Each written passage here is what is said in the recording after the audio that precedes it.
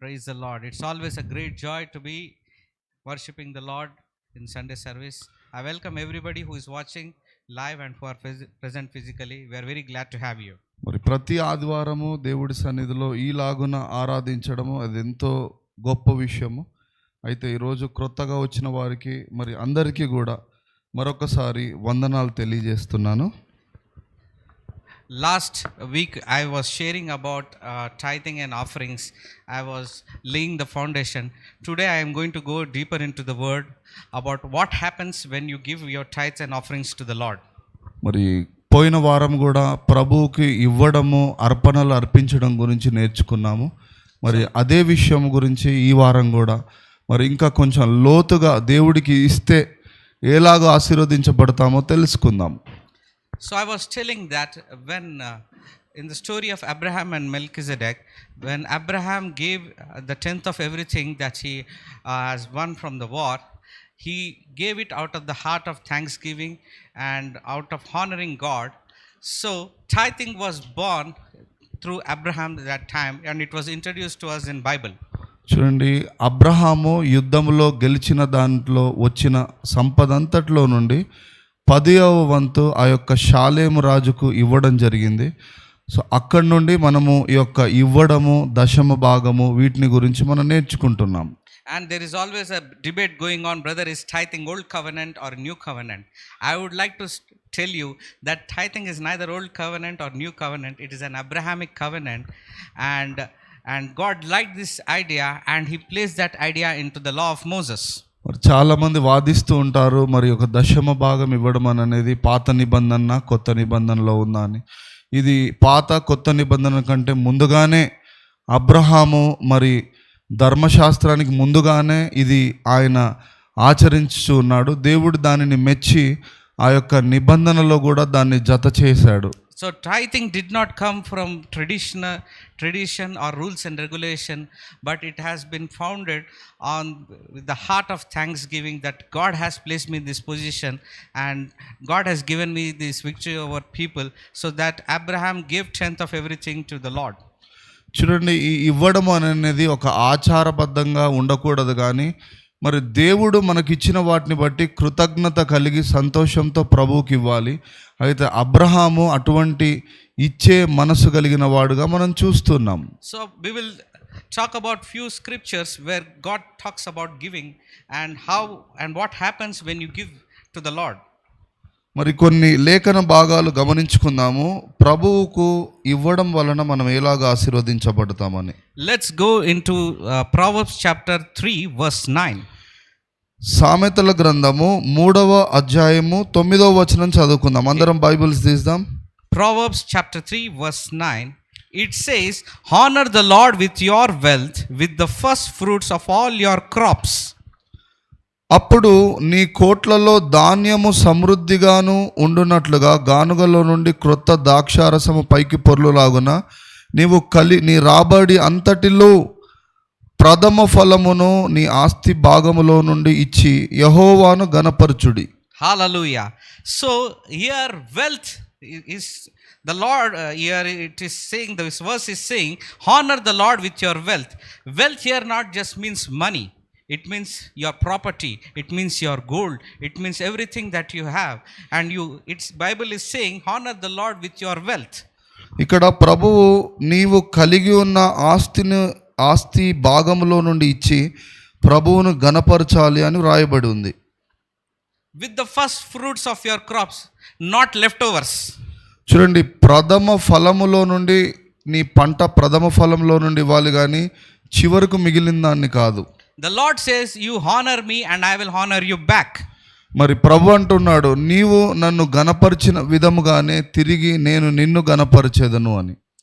So first means whenever you are earning a salary, whenever you are deriving a monthly money, what you do is you give the first fruits to the Lord, whether it is your income, whether you have received a new job, whether a new business or a new opening. The Lord is saying the first fruit you have to honor and give it the very first and the best crops. మరి మీ ఉద్యోగంలో నుండి అయినా వ్యాపారంలో నుండి అయినా వచ్చిన మొదటి రాబడిలో నుండి ఆ ప్రథమ ఫలమును ప్రభువుకు ఇచ్చి గణపరచాలి. It means God deserves your best and He deserves the first priority in your life. మరి నీ జీవితంలో దేవుడు మొట్టమొదటిగా ప్రథమమైన వాడిగా ఉండాలని ఆయన కోరుకుంటున్నాడు. కాబట్టి ప్రథమమైనది మరి ఆ యొక్క ప్రథమ ఫలమును ప్రభువుకి ఇవ్వాలి. So it is like in modern times, not after giving your servants, after paying your EMIs and after your children fees or your whatever the EMIs you have, whatever the debts you have, after clearing that, then I will give to the Lord. The Lord is not saying that. He's saying the first fruit, you have to dedicate some portion of money to the Lord.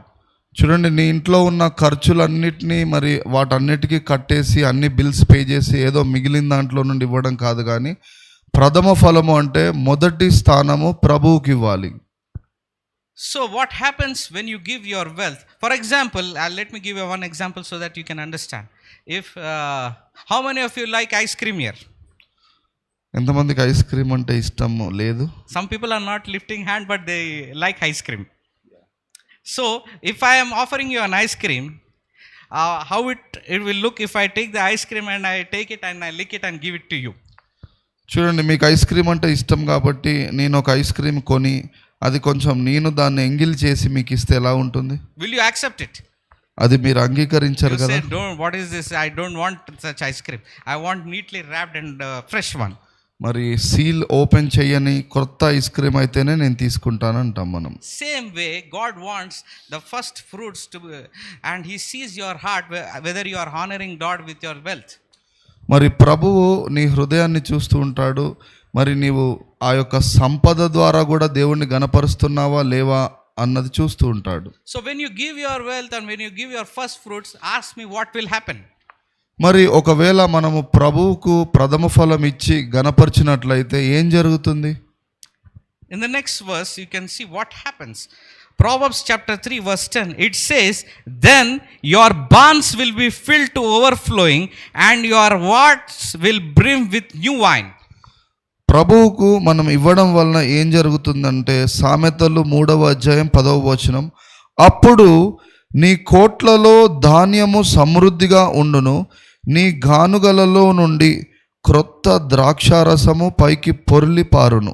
Hallelujah. It means if you honor the Lord with your wealth and first fruit, it will unlock supernatural overflow in your life today. చూడండి, ప్రభువుకు ప్రప్రథమంగా ప్రథమ ఫలాన్ని ఇచ్చినప్పుడు మరి దేవుడు కూడా మన జీవితాల్లో అంతా సకల సమృద్ధితో పొంగి పొర్లులాగున దీవించబోతున్నాడు. So eating your first fruit will block your supernatural overflow.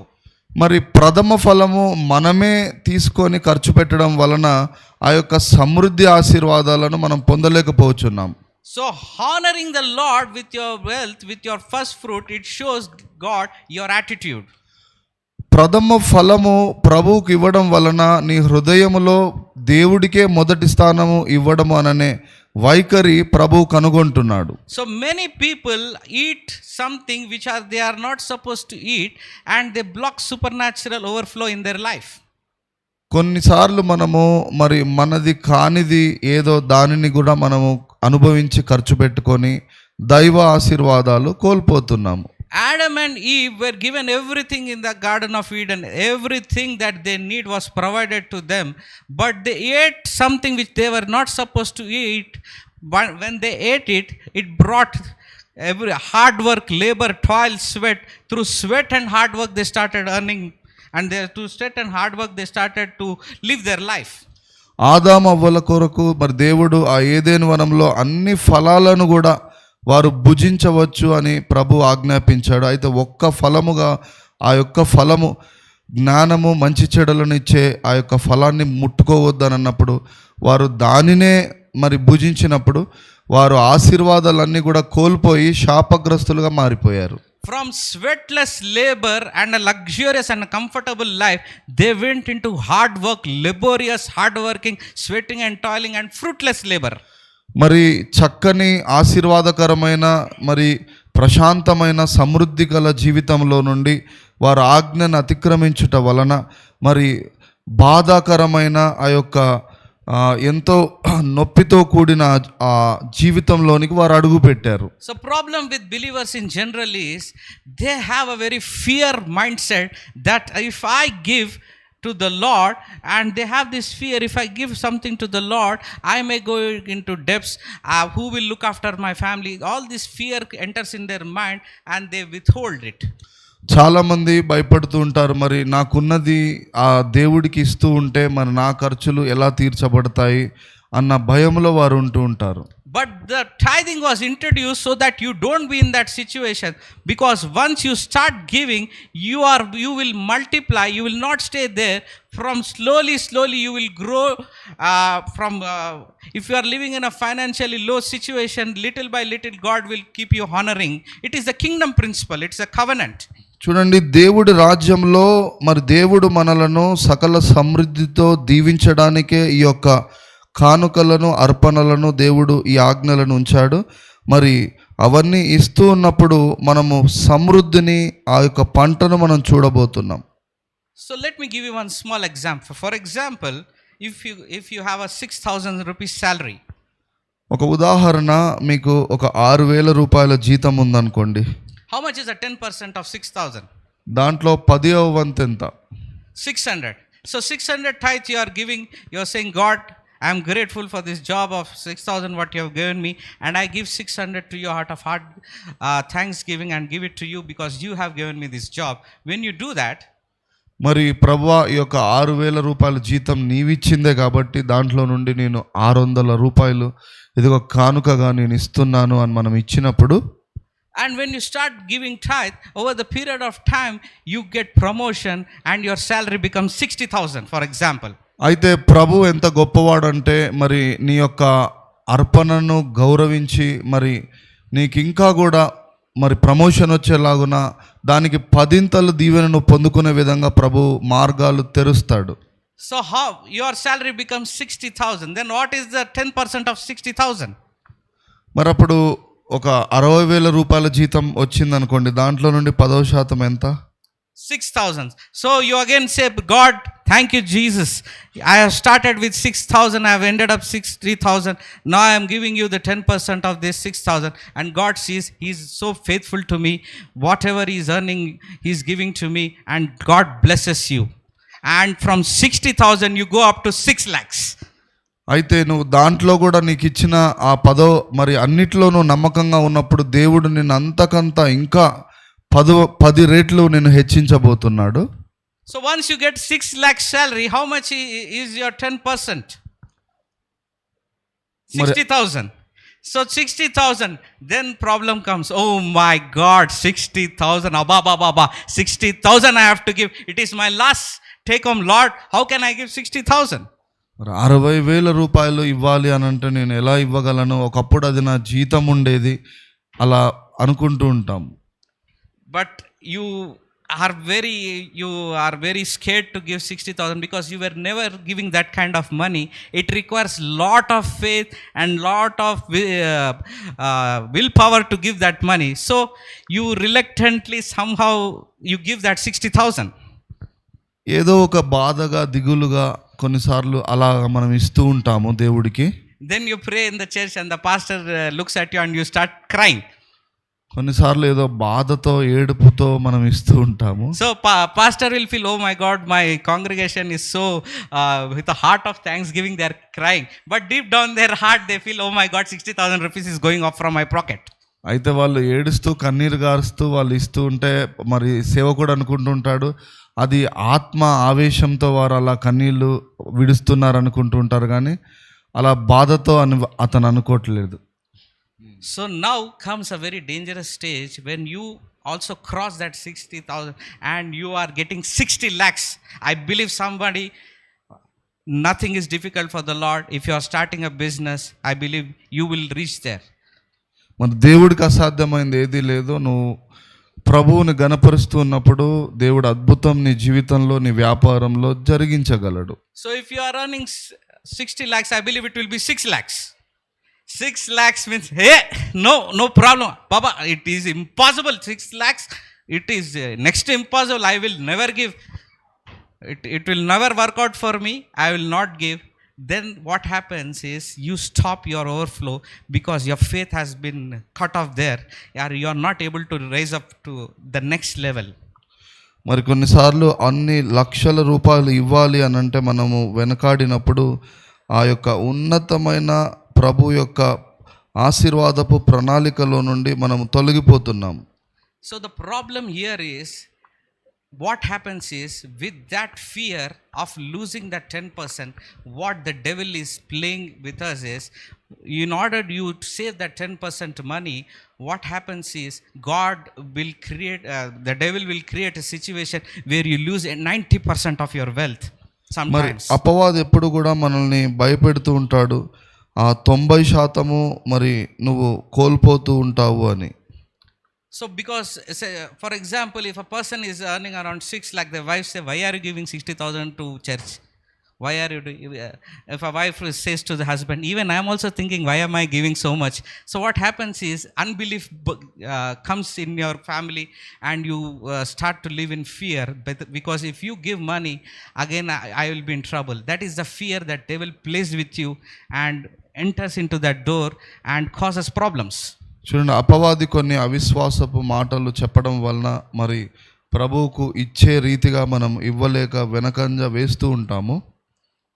So that is why we must always go by the scripture, because the scripture gives you clear clarity on how you multiply your wealth. మరి ఎప్పుడు వాక్యములో నుండి మనము గమనించాలండి, మరి ఏ విధంగా ప్రభువుకు ఇస్తూ ఉంటామో, మరి ఏ విధంగా ఆశీర్వదించబడుతుంటామో వాక్యంలో రాయబడి ఉంది. For example, if you keep saving your money for 10%, you keep saving, if you are not giving tithe, and you have started a business of 20-30 lakhs without the wisdom of the Lord, without prayer, without anything, you just go by your feeling and you invest something, and your business is in loss, you say, the Lord has cursed me, that is why my business has gone dry.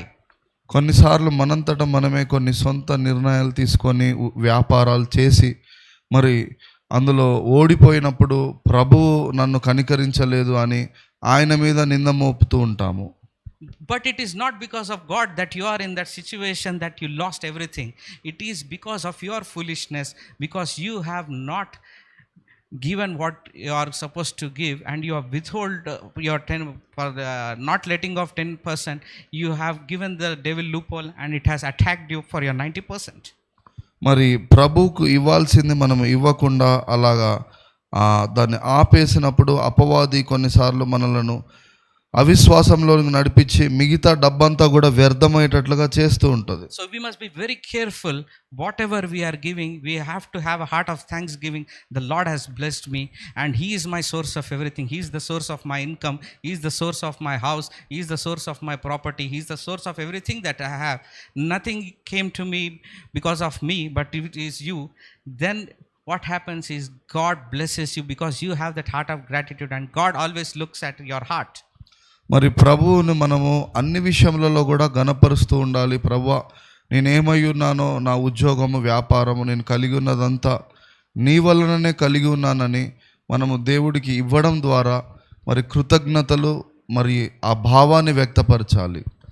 Let us go into scripture portion, Exodus chapter 22 verse 29.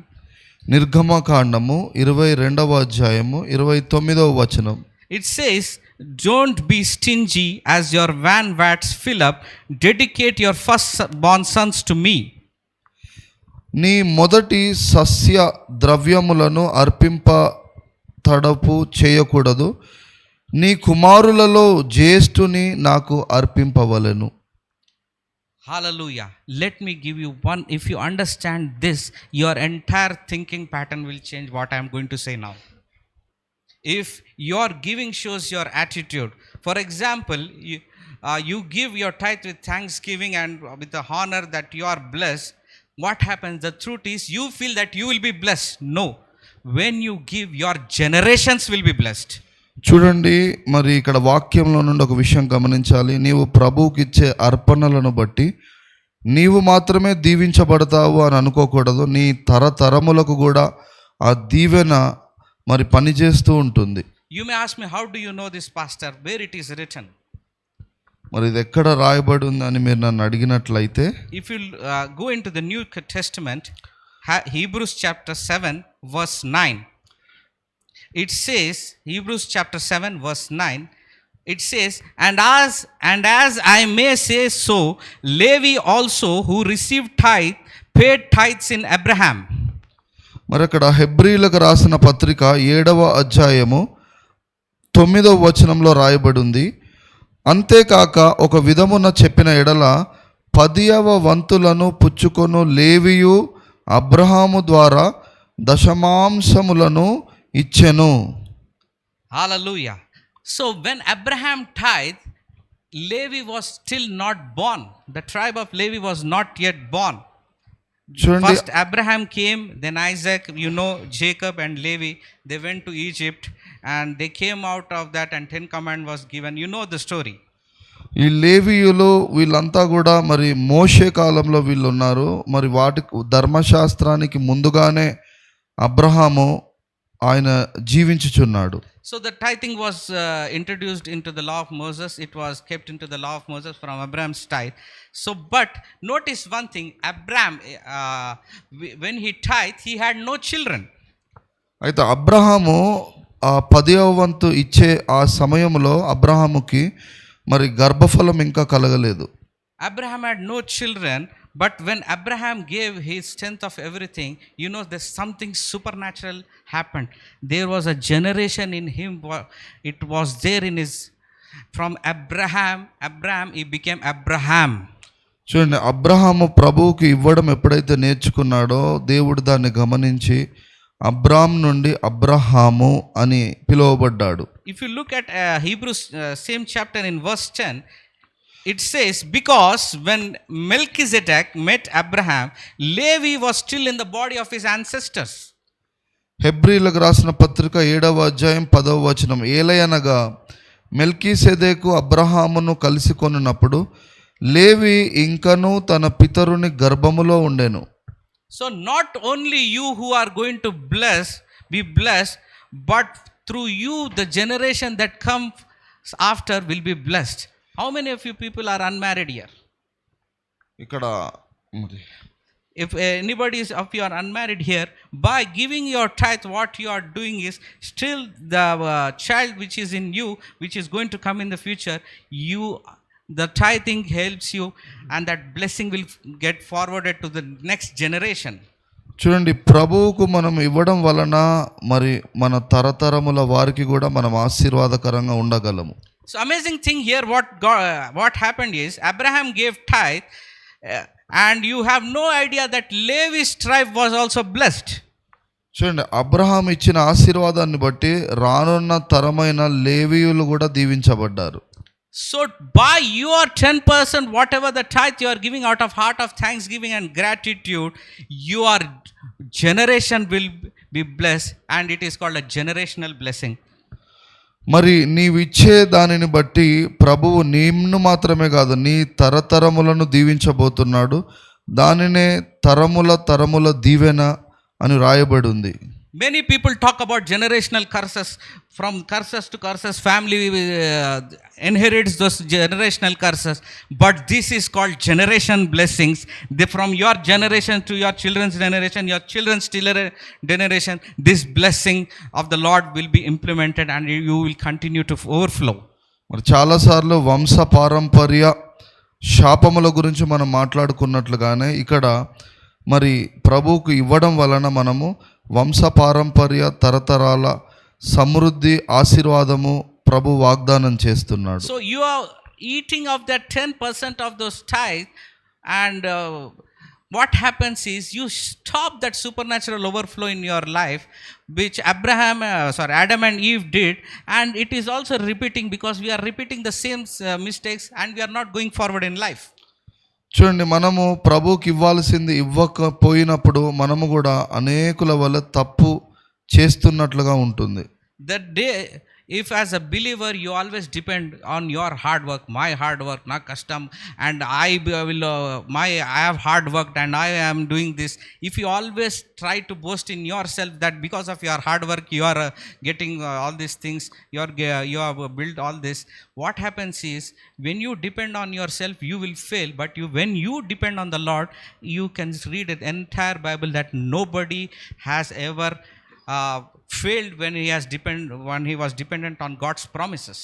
చూడండి, ఎప్పుడు నా కష్టము నా గొప్పతనం అనుకోకుండా ప్రభువుకి ఇవ్వడం వలన ప్రభువు మీద ఆధారపడుతూ ఉండాలి. అయితే ప్రభువు మీద ఆధారపడ్డ వారు ఎవ్వరు కూడా ఇప్పటి వరకు మరి ఓడిపోయినట్లుగా లేదండి. I always believe, when I always say to every of my relatives, my brothers, everybody, that God is my source.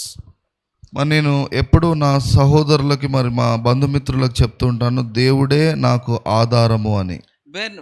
When I say God is my source, that is okay, but how will you earn? They will ask the next question. అయితే దేవుడే నీకు ఆధారము, కానీ మరి నీకు ఎలాగా, నీ ఖర్చులకు ఎలాగా అని వారు అంటూ ఉంటారు. So everything starts with making God your own source. Divine blessing comes, divine helpers come. You will be getting a job that you did not apply for. Sometimes people will come and give you a job. Sometimes when you are not trying, you are sitting at home, somebody will call you and this is your job, and somebody will give you a supernatural. That has happened many times in my life. మరి కొన్నిసార్లు దేవుని కృప నీకు తోడుగా ఉంటే ప్రతి ఉద్యోగము, ప్రతి వ్యాపారం, అన్ని విషయంలో నీవు అద్భుతాలు చూడగలవు. And I can proudly say that this has been like almost been 1.5 years that we have started this church, and let me tell you that God has not withhold his blessing. Every month there has been a blessing. People come and bless this church, and out of nowhere. Sometimes I even don't know the people that are coming and giving their offerings, because when you are faithful, when you make God your source, God is forced to bless you from different sources of blessing. చూడండి, మనం ప్రభువుకి నమ్మకంగా ఉన్నప్పుడు అనేకమైన మార్గాలలో నుండి ఎరుగని రీతిగా ప్రభు మనకు సహాయం చేస్తూ ఉంటాడు. There are two ways you can lead your life, either by depending on your self efforts, either by living on your hard work, or the second way is God's way. You depend on the Lord for everything. You pray before you start anything. You pray before you do your business. You pray and you ask God. Before starting this church, it was not an instantaneous decision that I was in ministry, I should start a church. I waited upon the Lord for 2-3 years. I received confirmation. Then this church was established and this church was started. చూడండి, మరి నేను ఎంతగానో ప్రభు దగ్గర కొన్ని సంవత్సరాలు కనిపెట్టి మరి యొక్క ఆరాధన మొదలు పెట్టాలి అనని నేను ఒక ప్రవచనం పొందుకొని దాని తర్వాత ఇది మొదలు పెట్టాను. For example, if I didn't hear from the Lord and started church, the church would have not grown, because I have started based on my idea, my feelings. But when God ordains these things, it shall be blessed. ఎప్పుడైతే దేవుడు ఒక విషయాన్ని ప్రారంభిస్తాడో మరి దాన్ని ముగించేవాడు కూడా దేవుడే. And similarly, when you are withholding giving your 10%, what happens is devil comes in and takes that 90% of you. And many people call me, brother, please pray for my financial breakthrough. My things have been stuck. Stagnation is happening. Whatever I'm doing, I'm working hard, but leads are not coming. All the people in real estate, I am struggling, but people are not coming to buy. I'm doing this, that. But what you are doing is, you are depending upon yourself. When you depend on yourself, you are bound to fail. But when you depend on the Lord, what happens is, situations work in favor of you. You will receive divine blessing from sources that you have not imagined for. ఎప్పుడైతే నీ మీద, నీ సొంత ఆలోచనల మీద కాకుండా ప్రభువు మీద ఆధారపడి ఏదైనా కార్యం తలపెడుతూ ఉంటావో మరి అద్భుత రీతిగా దేవుడు నీకు సహాయం చేసి విజయాన్ని ఇస్తూ ఉంటాడు. For example, in my life, my father and mother were regular tithe givers. మరి మా తల్లిదండ్రులు నేను గమనిస్తూ ఉండేవాడిని. వారు మరి ప్రతి నెల తప్పకుండా దేవుడికి కానుకలు అర్పిస్తూ ఉండేవారు. And they even went to the stage that 10% was enough. Sometimes they used to give 50% of their earnings for God's work. కొన్నిసార్లు అయితే వారు 10వ వంతు కాదు కానీ 50% కూడా ప్రభు పరిచర్య కొరకు వారు ఖర్చు పెడుతూ ఉండేవారు. Because they were passionate about God's work. They wanted kingdom of God to move forward. They wanted to win souls for the glory of God. What happened is their giving blessed their generations. Now I can proudly say that all of our 3 brothers are very blessed by the grace of God. మరి వారు చేసిన ఆ యొక్క ప్రార్థనలను బట్టి, పరిచర్యను బట్టి, కానుకలను బట్టి ప్రభువు మరి మా తరం వారిని దీవించాడు. మా 3 అన్నదమ్ములు కూడా సకల సమృద్ధిని కలిగి ప్రభువు మమ్మల్ని ఆశీర్వదించాడు. Hallelujah. So I expect that same blessing to you. Today, by the grace of God and the anointing that God has given me, I release a generational blessings to your family today. మరి యేసు నామమున అదే ఆశీర్వాదం మీ తరతరముల మీద కూడా నిలిచి ఉండును గాక. You have no other option because you belong in this church, and the anointing that is in this church will come upon you. I believe that in this month of July and August, it is a season of open doors. I believe something amazing is going to happen in your life. మరి July August నెలలు గడిచే వరకు మరి దేవుడు ఒక అద్భుతమైన కార్యం మీ జీవితంలో జరిగించును గాక. Hallelujah. So very last scripture, with this I'm going to end this message. Let's go into the chapter of Malachi, chapter 3, verse 10. మరి చివరి ఆ వచనం చదువుకుందామండి. మలాకి గ్రంథం 3వ అధ్యాయం 10వ వచనం. It says, bring your all the tithes in the storehouse, that there may be meat in mine house, and prove me now herewith, says the Lord of hosts, if I will not open you the windows of heaven and pour out a blessing, that there shall be no room enough to receive it. మలాకి 3:10 నా మందిరములో ఆహారం ఉండునట్లు 10వ భాగమంతయు మీరు నా నగరిలోనికి తీసుకొని రండి. మరి దీనిని చేసి మీరు నన్ను శోధించిన ఎడల నేను ఆకాశపు కిటికీలను విప్పి పట్టజాలనంత విస్తారముగా దీవెనలను కురిపించెదనని సైన్యములకు అధిపతియగు యెహోవా సెలవిచ్చుచున్నాడు. Hallelujah. Praise the Lord. Who is saying this verse? మరి మాట మనతో ఎవరు వాగ్దానం చేస్తున్నారు? Is Malachi saying this? మరి మలాకియా దేవుడైన యెహోవా? It is the Lord of hosts. The Lord himself is saying. Notice one thing in the entire Bible, God never said anywhere that test me in this. చూడండి, వాక్యము Bible అంతటిలో కూడా దేవుడు ఎక్కడ కూడా నన్ను శోధించమని చెప్పలేదు, కానీ ఇక్కడ మలాకి 3:10లో మాత్రం మీరు నాకు ఇచ్చి నన్ను శోధించండి, పరీక్షించండి అని వాగ్దానం చేస్తున్నాడు. In the New Testament, Jesus says, do not put your Lord to test. మరి క్రొత్త నిబంధనలు అయితే యేసుప్రభు అంటున్నాడు, నీ దేవుడైన యెహోవాను నువ్వు శోధించకూడదు అని. But in this, God says, test me in this. It means I will prove, open challenge God is giving us to.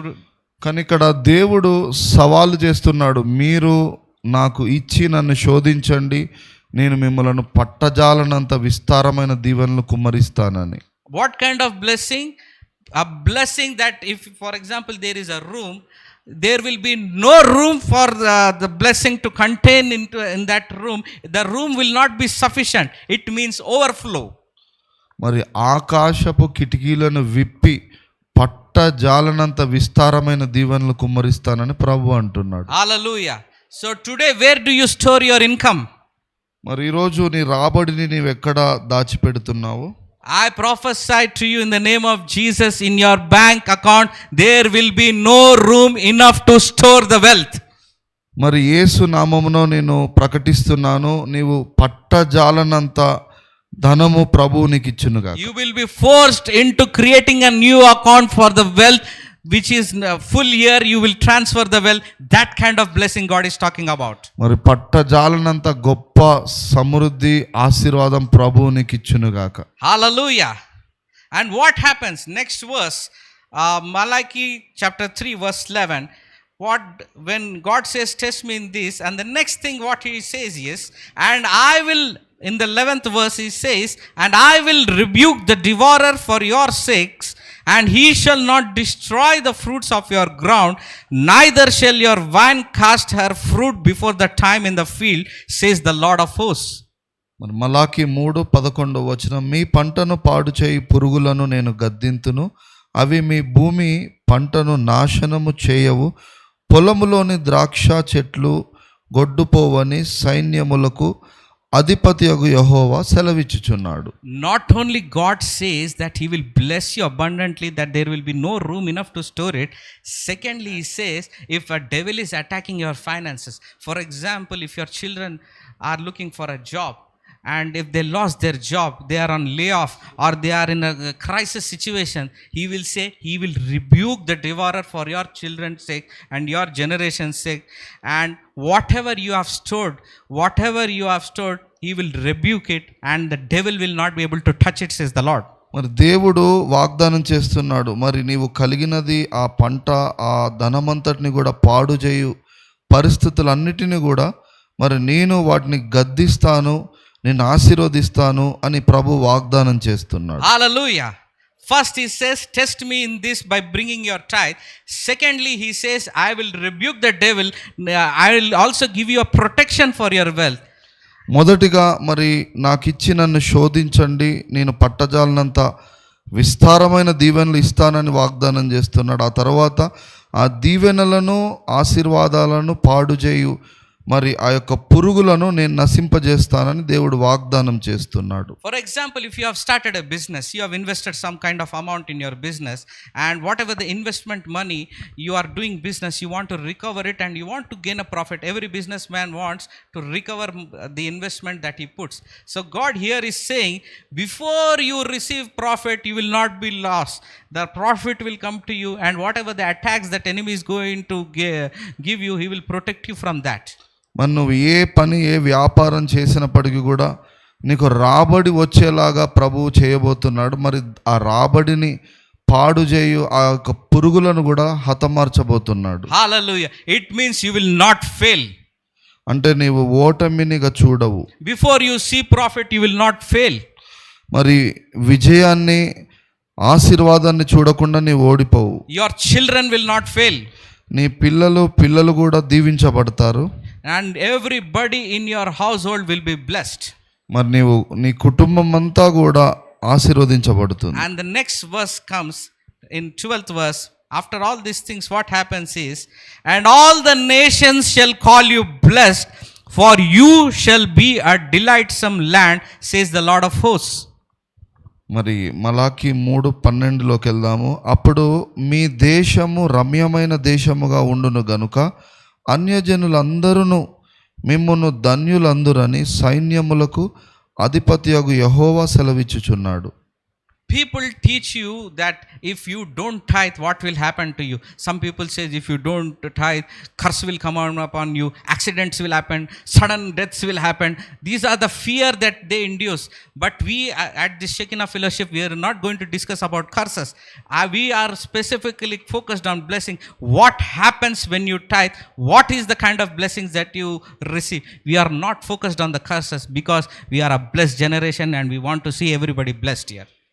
చూడండి, క్రీస్తు మన కొరకు శాపగ్రస్తుడుగా అయ్యాడు కాబట్టి మన జీవితం మీద నుండి శాపము తొలగించబడ్డది. అయితే క్రొత్త నిబంధనలో మనకు శాపముతో పని లేదు. అయినప్పటికీ ప్రభువుకు నీవు ఇచ్చే ఆ యొక్క కానుకలను బట్టి ప్రభువు నిన్ను సమృద్ధిగా ఇంకను దీవించడానికి సిద్ధంగా ఉన్నాడు. And notice one thing, it says, and the nations will call you blessed. It doesn't say your neighbor will call you, or your brother will call you, or your cousin brother will call you, or your relative will call you. It says the nations will call you blessed.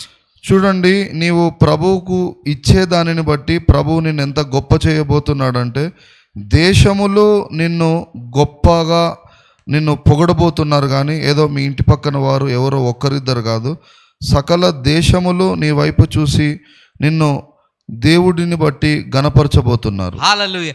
I believe that this church will not only be blessed by all the people living in Secunderabad, I believe it is going to go international, and international people will talk about this church and they say that this church is a blessed church.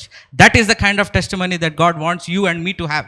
మరి ప్రభు నిన్ను ఏదో గిరిగీసుకొని ఇక్కడే ఉండమని కాదు, కానీ దేశ విదేశాలలో కూడా ప్రభు నిన్ను గణపరిచి దీవించబోతున్నాడు. By today, all the generational curses, lack, everything is going to get out from your life, and you are entering from generational curses to generational blessings in the name of Jesus. మరి యేసుక్రీస్తు నామమున తరతర వంశ పారంపర్య ఆచారాల ద్వారా వచ్చిన ఆ యొక్క శాపము ఇప్పుడే నీ జీవితం నుండి తొలగిపోయి మరి వంశ పారంపర్యంగా ఒక సమృద్ధి జీవితము, ఐశ్వర్యము ప్రభువు నీకు, నీ పిల్లలకు ఇచ్చునుగాక. You might have hard work before realizing this tithing, but the hard work that you have done, the hard work and the labor that you have put in, You might expect a little bit, whatever the hard work you might have kept an X target in your mind, but the God is saying it will be multiplying the 10th term. Whatever you have hard work, you will not be blessed with what you are going to receive. You will receive multiple blessings and generational blessings, says the Lord. మరి నీ కష్టార్జితమును ప్రభువు దీవించి మరి నీ తరతరములను ఆశీర్వదించబోతున్నాడు. So why did this generational blessings that our believers are not able to enjoy today is because they are eating what they are not supposed to eat, and they are not able to reach the blessing, the generational blessing, the abundance of wealth. When I say generational blessings, I am not saying generational blessings means you are be blessed, you will have a good life. No, I am talking about generational assets, generational properties, generational wealth that your children after children will enjoy. That is the kind of blessing that God wants you and me to have. That is the kind of blessing. ప్రభు మన కొరకు సిద్ధపరిచినవి తరతరములు మన వంశ మరి మన పిల్లలు కూడా దీవించబడి సమృద్ధిలో ఉండాలి అన్నది దేవుడి చిత్తమై ఉన్నది. And the next verse where I am going to take you today is 2 Corinthians chapter 9 verse 6.